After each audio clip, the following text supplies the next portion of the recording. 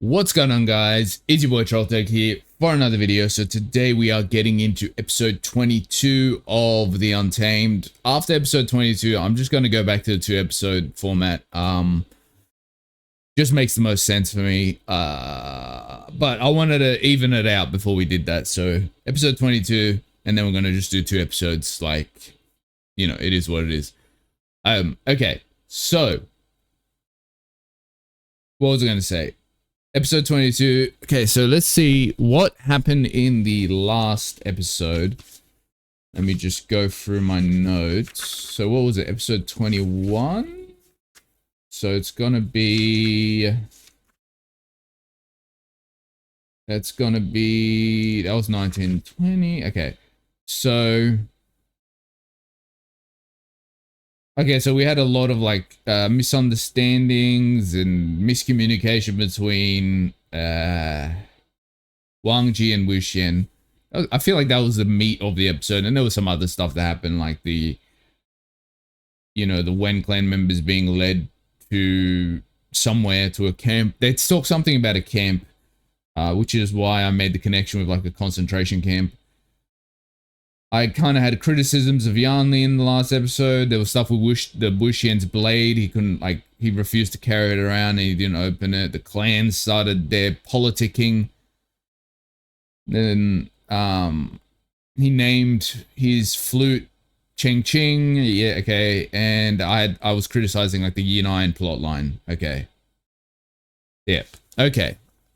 So hopefully we get some discussion on Wangji and Wuxian finally having a conversation. That's what I'm hoping for.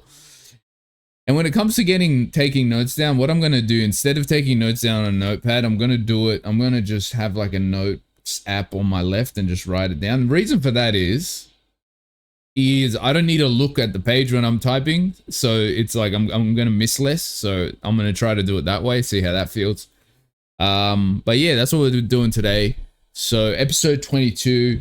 Without further ado, I guess let's just jump into the episode.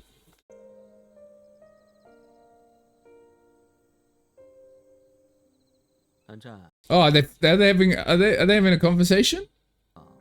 Wait, why? How did they jump from having a sword to his neck to this polite conversation on the roof?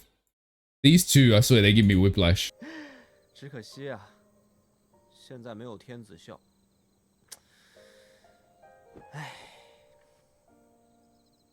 So people were telling me in like ancient China or China, I don't know if it's a modern thing, that if you sit on someone's roof, it's like it's hinting at that you like them or whatever. There's some romantic inclination happening. So is this like the undertones? Is there undertones of that in this scene? The fact that they're both sitting on the roof. I know it's not their house, so I don't know if it works in the same logic, but just thought it was like something that popped in my head. Like, I feel like it might be undertones of like their affections being equal. The fact that they're both sitting on the roof, maybe. I don't know. Maybe I'm reading too much into it. I feel like Wuxian has feelings for Wangji, but doesn't realize he has feelings for Wangji.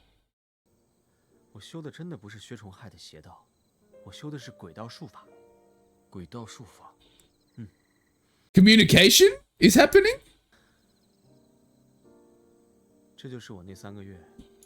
You know what, Wuxian, I'm gonna give you a pat on the back, kid. I'm gonna praise you for this. I didn't expect him to have some maturity in this, and not maturity, but I didn't expect him to come clean. That goes to show, though, how much he trusts Wangji, that he is explaining himself, you know, to him, and not only how much he trusts him, but how much Wangji's opinion matters to him. You know, because like everyone else, his brother, his sister, everyone else, he's okay with them viewing him in a certain light, whatever. But the idea of Wangji viewing him as this evil, terrible person is just, he can't even hack it. He can't even think of the idea. It makes him sick, the idea of Wangji viewing me in that way. So I like that.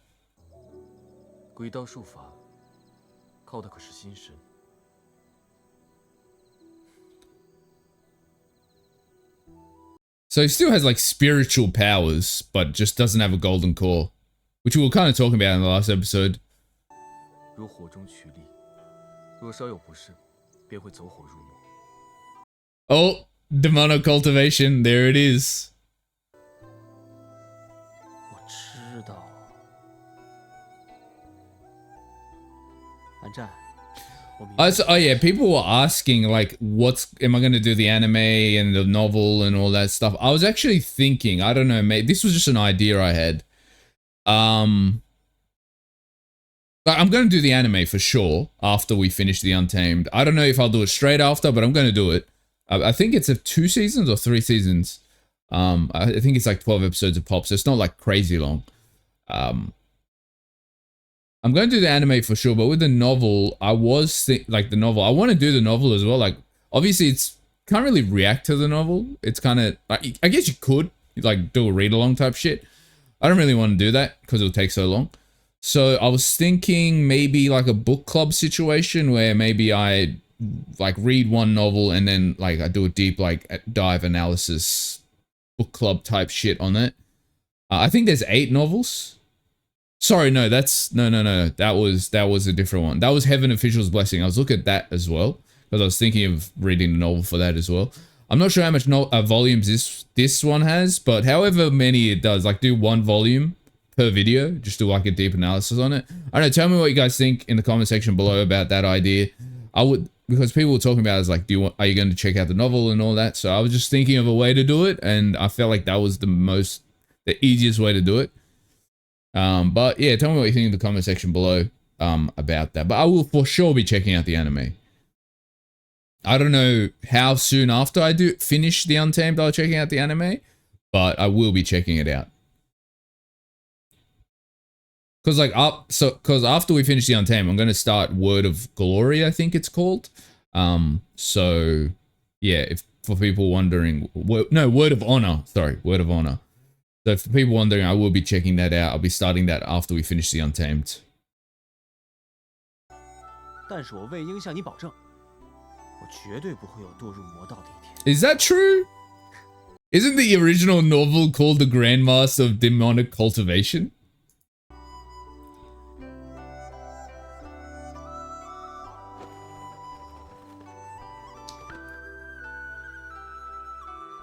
I like this. I like the subtle thing of Wangji trusting him. That he's saying like, look, man, that's not what I'm doing. And Wangji, like, there's no evidence that he's telling the truth here. Like, if you look at it through Wangji's perspective, he's just like, everything he's saying to me is like, there's no evidence that he's telling me the truth right now, but I believe it. I believe him. So I like, it's a 2-way street of them being obsessed with one another.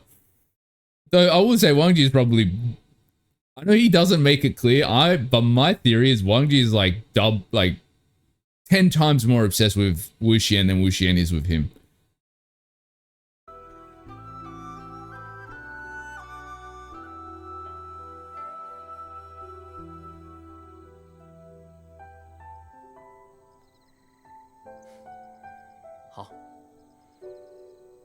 Even the fact that he accepts help. Fucking cheesing. The fact that like Wuxian doesn't accept help from anyone else. And I think there is an element of like they love each other, right? There is that element, but I think it's also an element of like Wangji is the only person that doesn't expect anything from Wuxian. All he expects from Wuxian is for Wuxian to be Wuxian, right? I think that's why he's able to trust him so much and depend on him, because there's no expectations of what he should be doing for Wangji or in relation to Wangji, right? It's just, he just needs to be him. That's all he needs to do with Wangji. I think that's why he trusts him so much.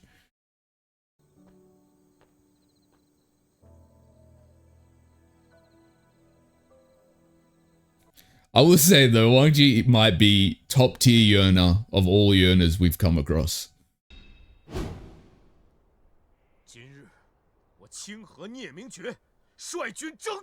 Okay, so he is the commander-in-chief.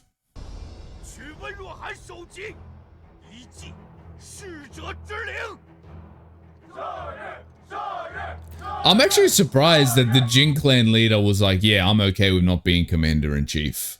Though I guess it could be a matter of like, if I don't take the position commander-in-chief and if we lose this fight, I have a way to escape this, right?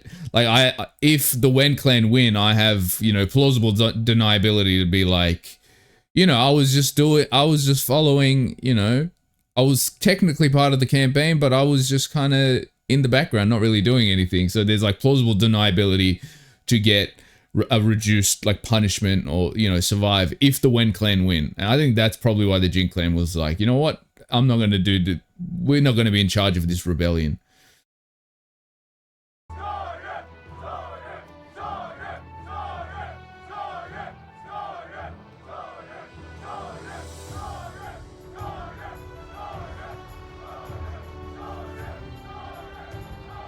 Okay, yeah, so the guys in blue are the guys that we saw leading the Wen clan to the camp.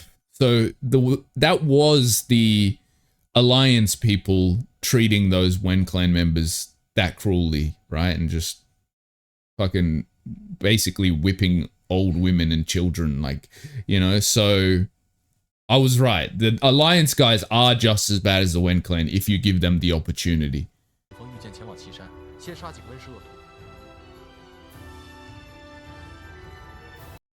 Okay, a little clan leader Jiang Cheng action going on.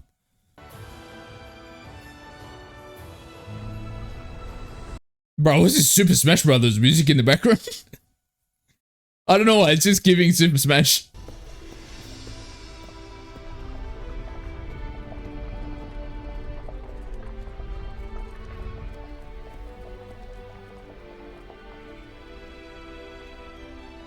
I guess it also makes sense the Ni clan leader is the leader of the rebellion because he's like, I guess, the strongest martial artist, right?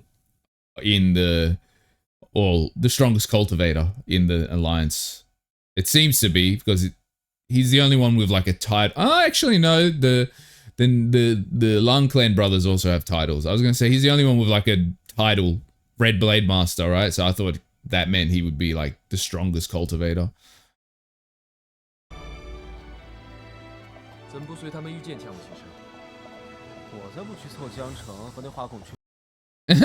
The gullible feet. Is he talking about Zixuan?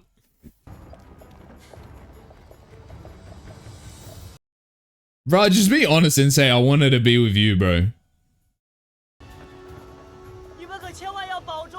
Oh, you're not joining the campaign?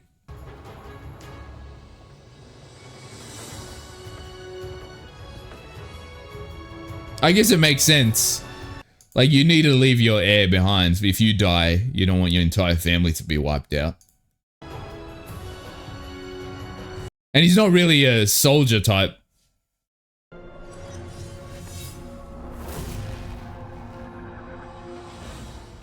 Bro, this guy, he better be getting paid good because imagine you're the actor for this guy. For the clan leader.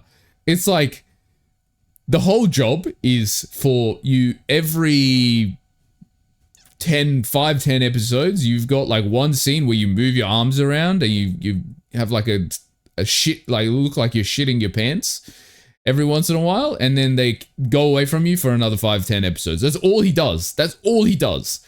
Like, so if he's not getting paid good, honestly, I know he's fuming.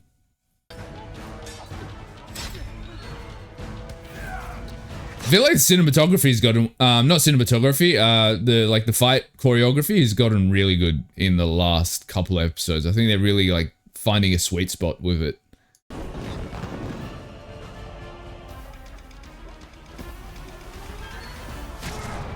No, I'm sorry. The CG kills me every time. Oh, what the fuck? It transformed into a... I was gonna say White Walker, but it's more of a Fire Walker, if anything.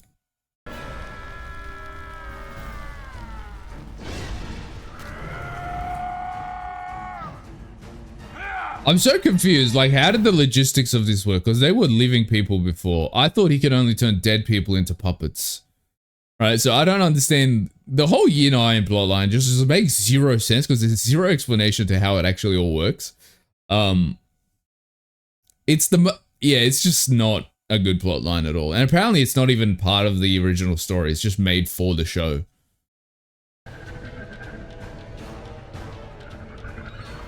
which you can kind of tell, like in shows, like you can kind of tell when it's a show only thing because it's always not thought through properly, and it feels like like for example, everything else feels so finely tuned in this show, like character development, the politics stuff.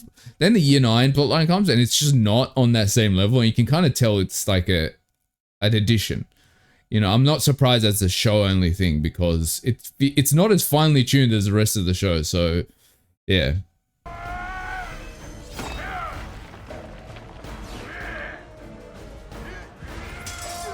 This fight choreography is actually really good.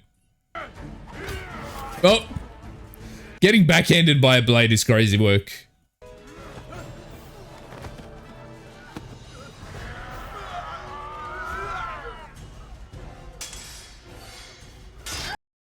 Oh, bro did like a quadruple flip. It's okay, bro, we get it. He one-man that entire camp.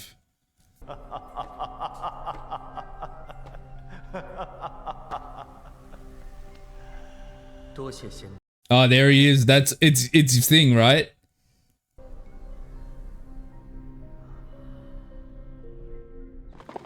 That's what's his name?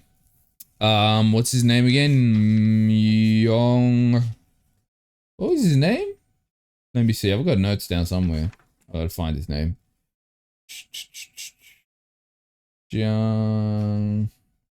Meng Yao. That's Meng Yao, right? It's definitely him. We talked about that he's now working for the Wang Clan leader, most likely. So I don't know what he's planning, but the way he came in was menacing AF, so we'll see. Maybe it's an inside job, like he infiltrated so he can lead to the Wang Clan being defeated, but I don't know, man.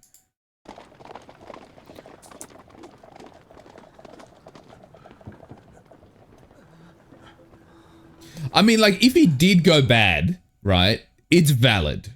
Like, I don't care what anyone says, like, it's a valid crash out. Because, first of all, his dad threw him down a well of stairs when he just wanted to get to know his dad and support his dad, right? And then he left and then he joined the Ni clan and, you know, worked for them with all of his power, despite all the insults that he was going through, like, by the, you know, guards and stuff. And then he gets attacked. Well, we didn't see what happened, so I'm gonna be straight up. We don't know what happened in that scene because it was just kind of, it was his word against the dead guard's word, captain. So, but based on what he was saying, he was attacked by the captain and then he was blamed for that and he was exiled, right? He could have got killed, though. I will say that. So to cut the Ni clan leader some slack, he could have executed them. But like the crash out is valid if he did go evil.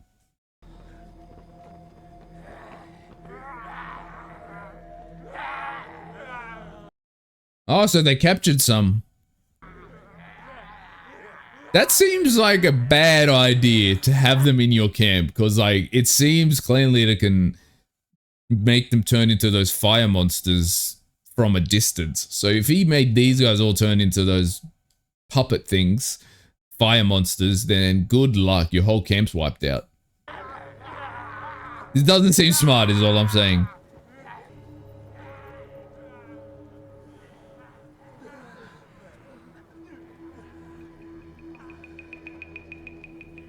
I just realized, I don't know why I just realized this, but Wangji and Wuxian's color schemes are complete opposites, like white and black, and then blue and red.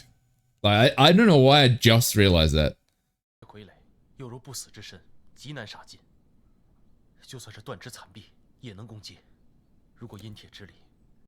So even if you injure them, they keep attacking. They're basically zombies then. 就算我们有千军万马，也不能和不死之身搏命。既然正面强攻行不通，依我所见， you know he said millions of troops. This kind of reminds me of this meme I saw. It's not really a meme because it's kind of true, but like it's basically the idea of if you go back into like ancient Chinese history, right? and like the casualty rates are insane. Like, you know, for example, in the West, when you look at like medieval times, it's like there was the massacre of whatever, and it's like 400 people died, which is ridiculous, right? And then if you go into like Chinese history, it's like the disagreement at something pass, and it's like 4 million people dead. And it's like it's so bad, but it's fucking low-key hilarious. Like the way in Chinese history, it's like it's like the equivalent of it in like the West would be like the tragedy of whatever, and it's like 200 people died. And then in Chinese history, it's like the slight argument between these two guys and 5 million people died. It's like the numbers are just, I don't know if I do wonder if it's a political thing. Are the numbers inflated, or is that can't be real sometimes? Like sometimes I can't, there's no way, like there's some battles where 20 million people die. I'm like, okay, wait. Logistically though, like I guess the country's big enough where there could be that many people. But we're thinking back like hundreds of years, not hundreds of thousands, but thousands of years ago. I guess it could detect, I guess.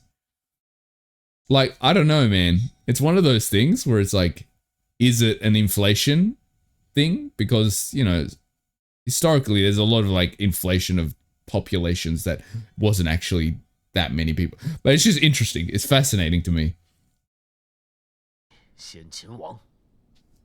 The reason that entered my head because Zixuan said, even if we had an army of millions of people, I'm like, do you even have millions of people in your population at this point? Because I'm looking at this is like medieval times. I know it's like a fictional China, but like.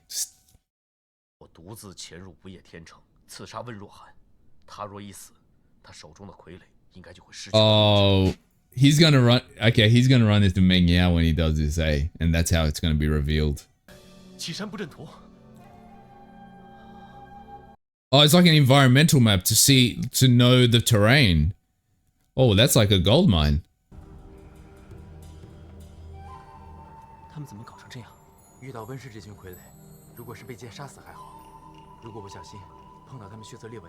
Oh, so they turned the Alliance members as well into the zombies. Or the puppets, sorry.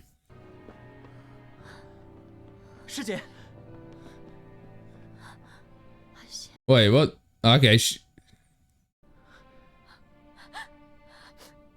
Wait, what's going on? Okay, calm down. What's happened with these two? Do they have an argument?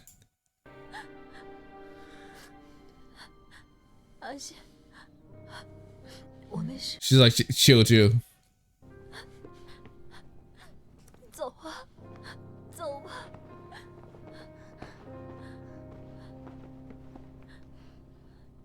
What did you say, Zixuan?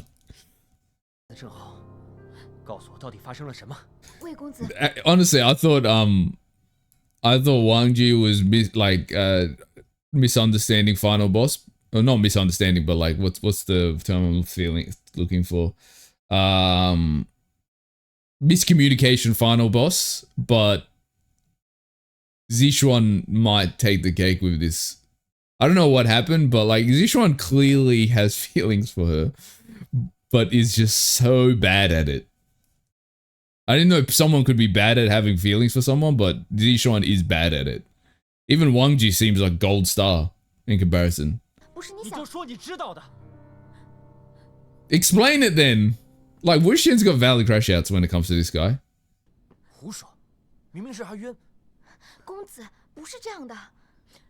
Wait.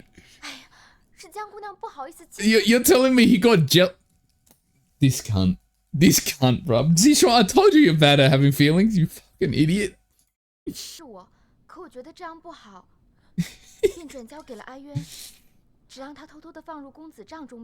Bro, she's a legend. Mian Mian, I think her name was.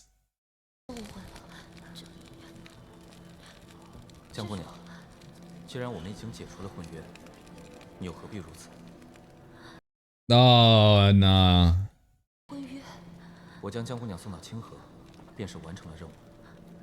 He did in front of everyone as well. Zixuan, why are you like this, man? I want to defend you, brother. Brother, I give you one thing of like praise, right? I've been praising him lately.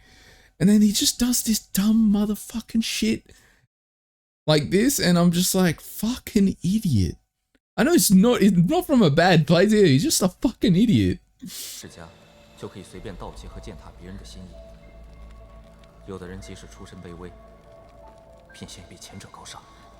I mean, like, valid. Well, from his perspective, knowing what he knows, valid, right? He's just protecting his like servants, but like knowing what it's like, Zixuan, why are you like this?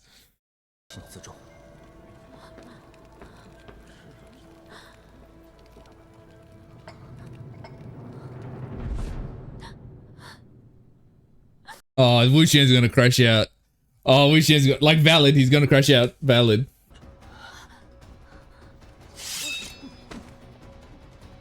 Oh yeah. Look, I know Wuxian is acting out right now, and he should like chill. But I'm also like, he did deserve it.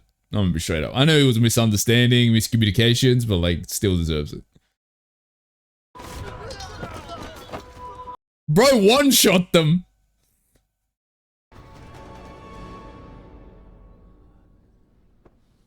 Wait, I wonder if Zixuan's gonna realize he doesn't have a golden core from that punch.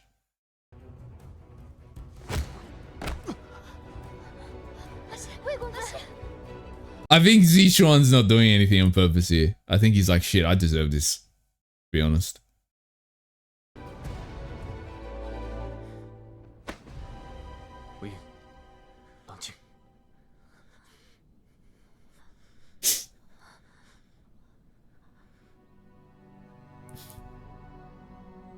Not Wangji being a pick-me. This isn't you! Shit! No, I'm joking.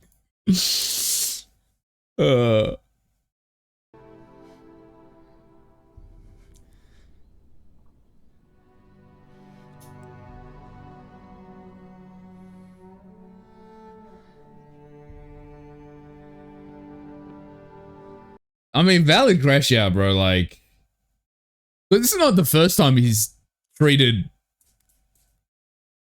Yanli like coldly like this. So if I'm Wuxian and this cunt keeps treating my sister like this, it's like, of course I'm gonna crash out at the slightest thing.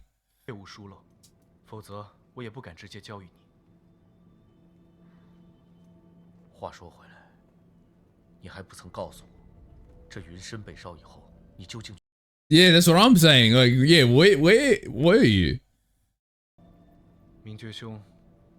果然心思缜密啊！如此说来，送图之人跟救你之人果然是一个人，并非。It's Meng Yao, isn't it? I think it's Meng Yao. It's a Meng Yao. It's a Meng Yao. It's Meng Yao that helped him out for sure. 只是现在大事未了。I think he's working. He's a double agent. I think Meng Yao's a double agent. 只怕这三对傀儡不是想要杀我们。 而是想要把我们赶进不夜天朝。温若寒故意引我们前。Because probably the bulk of his firewalking things are in Nightless City as well. 我们这样贸然攻上。So you trap them and kill him there. 邹军，这岐山布阵图就。That's what everyone's wondering. 就有相赠。 It's 100% Meng Yao gave the map and healed him up and... Oh, what's that? Look for Wangji. 这个人是友非敌，即便今日是他引我们进入不夜天，想必也定有他的道理。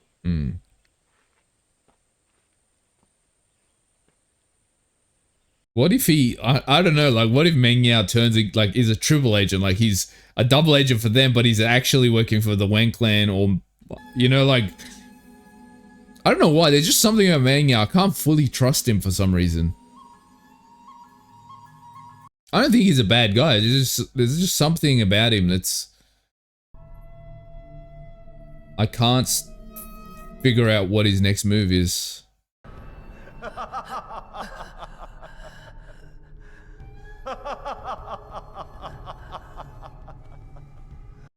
Here's Meng Yao. I bet you it's him. If I've been wrong this whole time, that's gonna be terrible. It's definitely him though. There's no other character it could possibly be.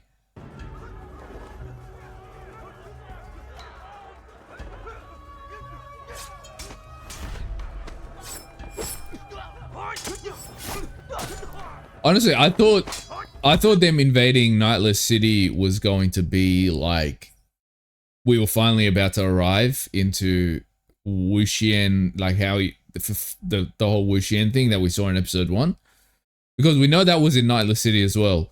I remember them saying that, but that's clearly not this battle, because in that battle everyone was like chasing after Wuxian, so Wuxian's not like the bad guy yet, so it's definitely not this battle.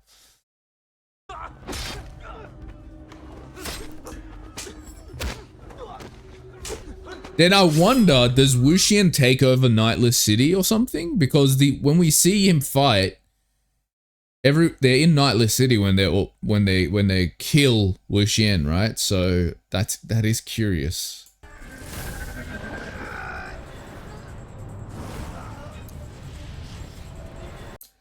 Okay, what's the plan here? I don't understand. Like, did he come to die?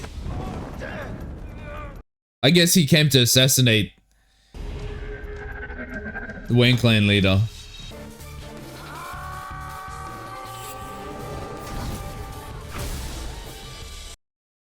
This is a poorly thought out plan, I'm telling you that much.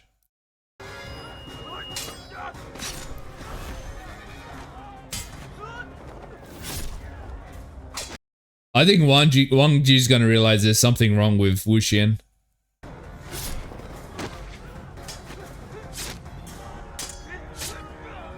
Cause like he would be like, wait, why are you struggling against these grunts right now? There's something going on for sure. Like this should be easy work for you. So I think Wang Ji is gonna start suspecting something's wrong with his core.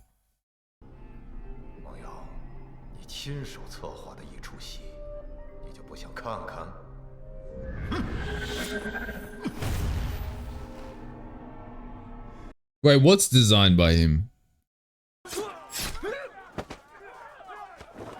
So is the Ni clan leader just dead now, or is he just knocked out?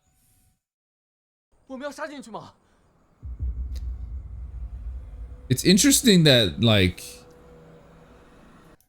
what's fascinating to me is, despite there being all these other clan heirs and nobility, and everyone always seems to look towards Wuxian for their next order of action, which is fascinating to me.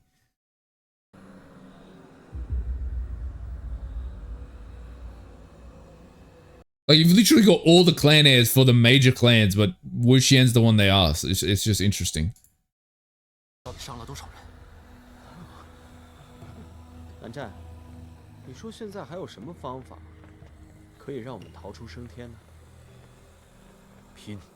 Yes, that's the only choice. There's so many of them though, like the fire general things. There's like 6 of them. Or more. Like, they struggled with just one of them. Like, this is going to be a hard fight.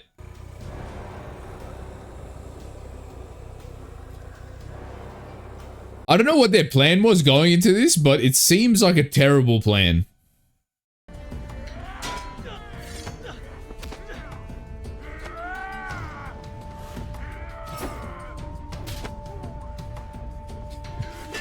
Is bro using his flute as a sword?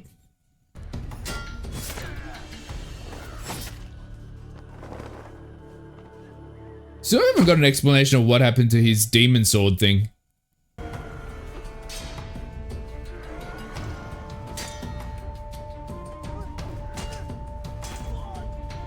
Is that the way the sword bent?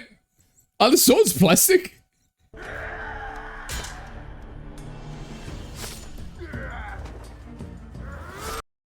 Oh, that was clean, Wangji. That was clean. Oh, here we go. What are you gonna do, Wuxian? gonna start using his flute magic. That sounds like some type of special.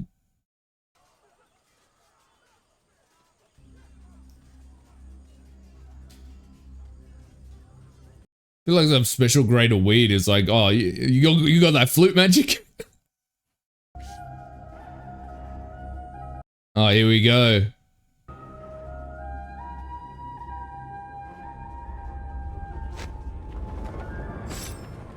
Because we know there's like... We know his flute seems to be an anti kind of agent to the yin iron, so this is probably gonna work. Whatever he does here, I don't know how it's gonna work, but it's gonna work.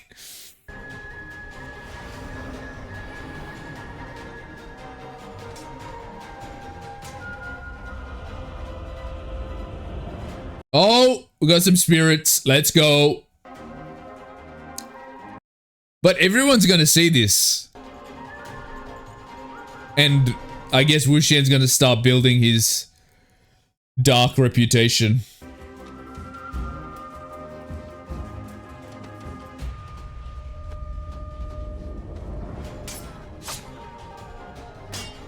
Is no one else seeing this, bro? I know you're in battle, but like, it seems very obvious.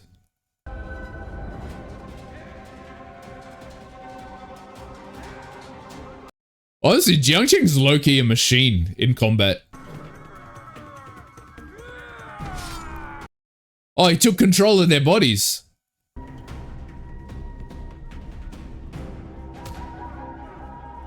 Well, I guess the evil spirits follow Wuxian's commands.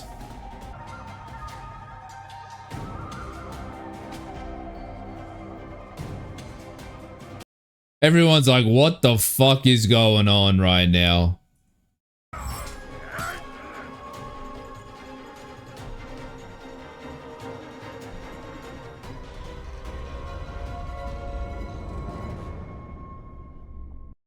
Oh, even he realized what was going on. He's like, what the fuck?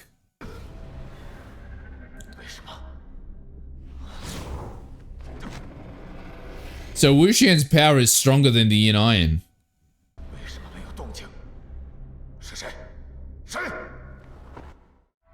Oh, interesting. Okay. Like, we knew that there was some type of like we knew there was some type of like correlation between the yin iron and the flute, but it seems to be stronger than the yin iron. So that's fascinating.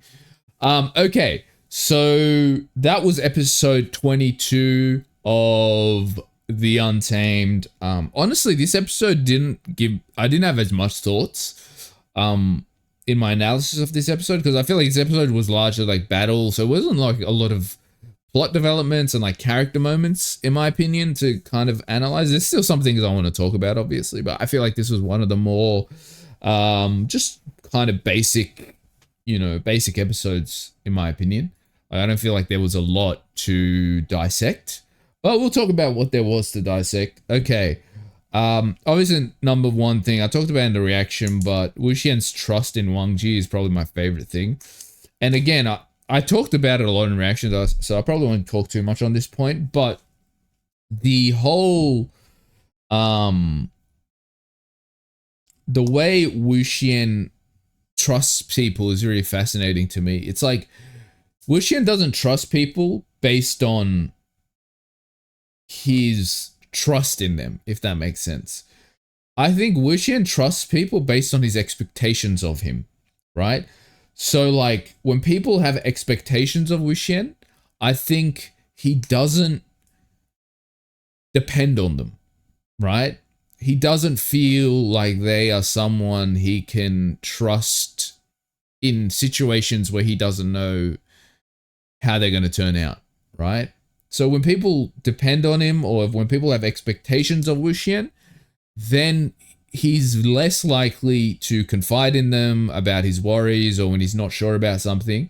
It's not that he doesn't trust people that depend on him, but he doesn't trust them to be able to assist him, or he doesn't trust them to be able to help him in situations he doesn't know the answer to, right?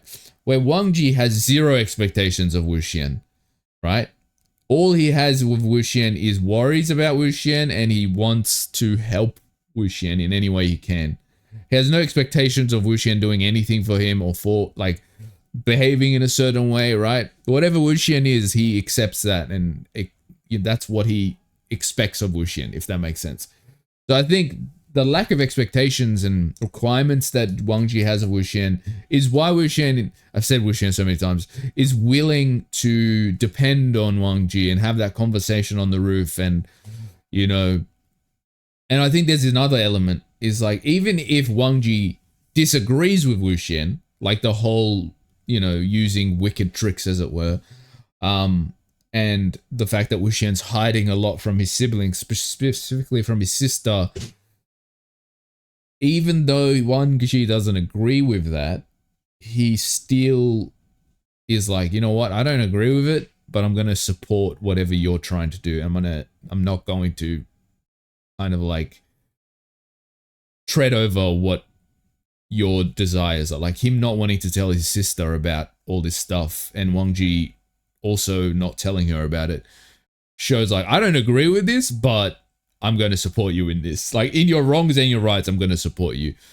Even though I will tell you that I don't disagree with this. I mean, that I don't agree with this, and I will try to convince you to not do this. But if you're going to do it anyway, I will support you in that endeavor. So I think that's the reason why Wuxian puts so much faith into Wang Ji and tells him about some of the things going on. Because I don't think he's been completely honest. There's a lot of things that he's definitely not mentioning, but generally he's given Wang Ji more than he's given anyone else. And I think that's the reason. So yeah, largely this episode was about the attack on Nightless City. Is that what it's called? So there's not a lot to really analyze from that perspective. I guess the only thing you can really analyze is there's a couple of thoughts I had. I think there's three things I want to kind of talk about when it comes to two things, sorry, what I want to kind of talk about when it comes to the whole fight and the war. Is number one, the Wen clan leader, I think, has been corrupted by the Yin Iron. And number two, Meng Yao is obviously a double agent, or is he a triple agent? That's the question, right? So let's talk about the corruption. I think, based on what we saw when he was first introduced as clan leader, the way he's acting now and his response now is not who he truly is. I think the Yin Iron is kind of similar to the One Ring, almost, like to a lesser degree. I think it's corrupted him to fall, not corrupted in a way like it took over his mind and he's not in control. More like corruption in the way the Yin Iron has made him fall to his worst impulses. You know what I mean? It's more than being corrupted. It's more like his worst impulses have taken over control over him. And that's why he is the way he is, where in the beginning there was like some semblance of humanity to him, like especially how he was treating, you know, Wen Qing and stuff. Like he was kind of had this mercy towards them. Right, and I don't think he was a good person to begin with, but I do think he was more honorable in a way and less likely to commit certain taboos that he's just now openly committing, right? And I think, like I said, he's corrupted in the way his worst possible impulses are always at the forefront now, where it didn't make him a bad person. He's always kind of had that in him. It's just now he can't control those terrible impulses. Because I think when someone becomes evil, it's not that they became a different person. I think evil people, they always had that impulse within them. But I think things happen in their life that allows those impulses to be left unchecked. Where a quote-unquote good person could go through the most terrible things, but because those impulses are never there, they don't really, doesn't matter how terrible the things they go through are, they're never going to become monsters or, you know, I don't know, brutal and ruthless. They're never going to be in that headspace because their soul doesn't have those impulses, right? So I think when it comes to people that become evil, as it were, quote unquote. I do quote unquote because evil is so subjective, but that type of person, the impulse was always there, but it's just being kept under control because of like, you know, societal rules, the status quo, whatever else it might be. So I think the Wang clan leader is that. It's not that he was ever a good guy. It's just he had control and had some kind of code of honor at the beginning, but the Yin Iron just stripped all of that away from him. That's what I mean when I say corrupted. Meng Yao being a double agent. Now I'm a bit like, I don't know with Meng Yao, because on one hand, he's probably a double agent, right? And he's helping them out, most likely, to defeat the Wang clan leader. But then there's also a part of me who are like, what if he's like a triple agent where they think, the Alliance thinks he's a double agent, but he's really working for the Wang clan leader? Like, what if that's what's happening? That could potentially be a thing, a plot line. I don't know, there's just something, I was talking about in reaction, there's something about Wang Yao I just don't trust. There's something, there's like 90% of me says, oh yeah, he is on the good side, quote unquote.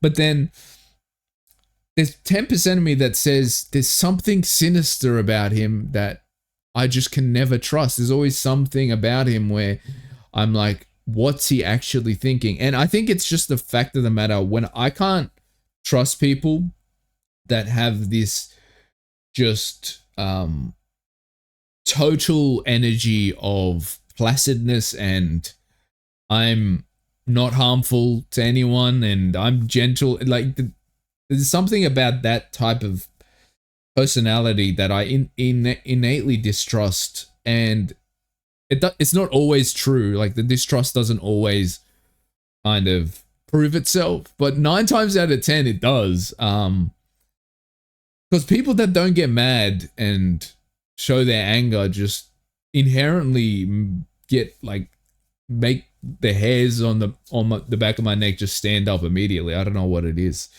But yeah, there's just something about Meng Yao I don't trust. But on one hand, I do think he is on the good side. But I don't know, man. I don't know with Meng Yao. He's a bit confusing to me. Another thing, I kind of mentioned it in this episode, but I feel like what's fascinating is like outside of the heirs and the nobility and stuff, like the actual soldiers of the clans, it's fascinating to me that they look at Wuxian of like, what are we going to do now, Wuxian? What are we going to do now, young Master Wei? Right? Like, what are we going to do now? It's fascinating to me. They look to Wuxian before anyone else. And I think it goes into my point from before, right? About like maybe 7 or 8 episodes ago, where I said how, you know, how much the normal soldiers respect Wuxian over the clan leaders and the clan heirs.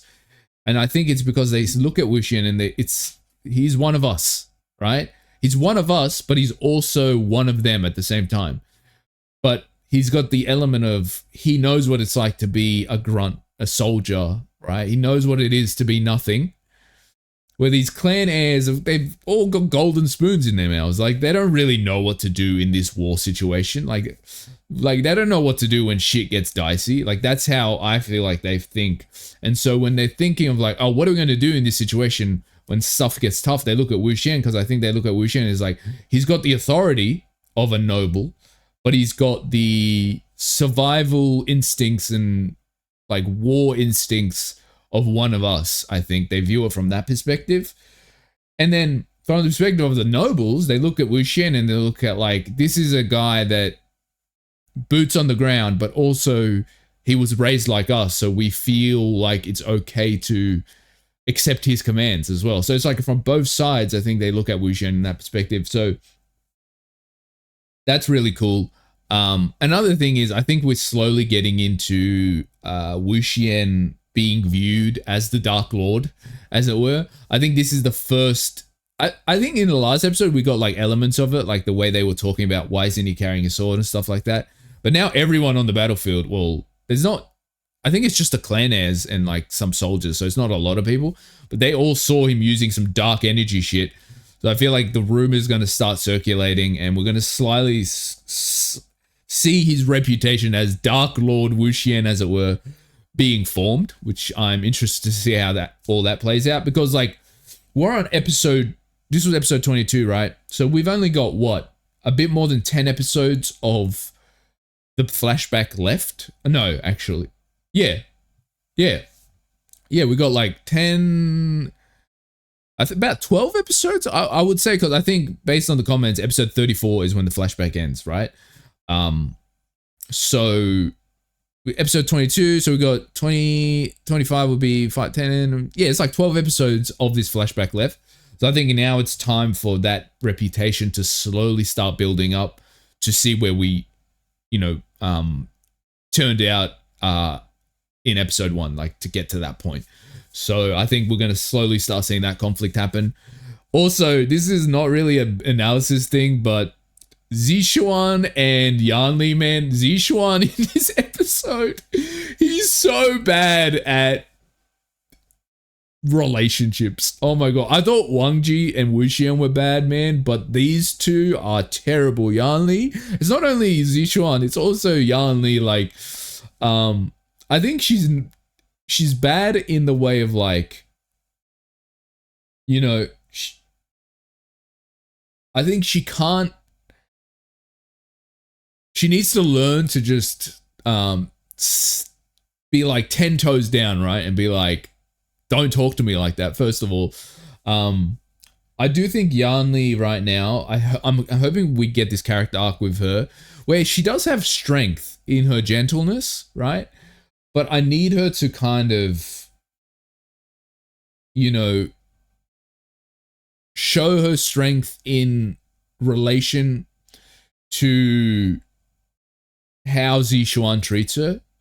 Because, like, okay, I understand Zixuan treated her that like that because of the misunderstanding and all that, but I also think if he's going to be your wife, you need to learn how to respect her, first of all. And I think that can't happen when Yanli refuses to put this shithead in his place. So I am curious to see if they develop her character in that way. Because, like, looking at her mum, right? I need Yanli to be, like, to have some of her mum's, who the fuck do you think you're talking to energy. You know, like, obviously Madame Yu has her issues, but, like, in my opinion, personally for me, she was my favorite female character, right? Because she had that, like, femininity to her, but she was, you didn't fuck with her either. Like, I like that, you know? So I want to see more of that from Yanli. You know, you can say a lot of negative things about Madame Yu, but she was not to be messed with. And I need more of that energy from Yanli slowly but surely. She is still young, so I get it. But I needed to see more of that energy from her.